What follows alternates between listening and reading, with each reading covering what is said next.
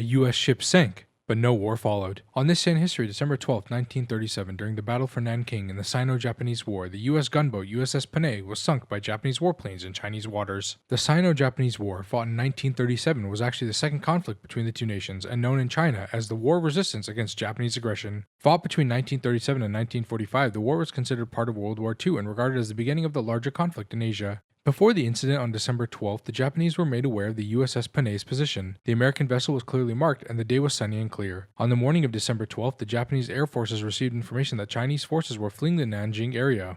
The Japanese scrambled their warplanes and set off to stop the Chinese movements. Unfortunately, although 28 miles upstream from Nanjing, the USS Panay fell into the warpath of the Japanese while it was escorting US evacuees and 3 Standard oil barges. 2 132-pound bombs were dropped on the gunboat from high altitude, and then it was strafed by fighters at low altitude. The first bomb split the foremast and disabled its gun, and shrapnel from the bombs that exploded near the ship in the water damaged the hull and injured many crew on deck. Several Americans were able to fire the onboard machine gun and shoot back, but were unable to hit any of the aircraft flying above their heads. In the aftermath, the Japanese government maintained that the attack on the Panay was unintentional. However, footage and reports indicate that the Japanese fighters flew so close to the ship that you could make out the pilots' faces. President Roosevelt, facing mixed public opinion, weighed various diplomatic and military responses, but ultimately settled on an apology and compensation. The Japanese government officially apologized and paid a cash indemnity of $2.2 million to the United States. In a tragic accident, the USS Panay suffered the loss of 4 Americans with an additional 53 injured.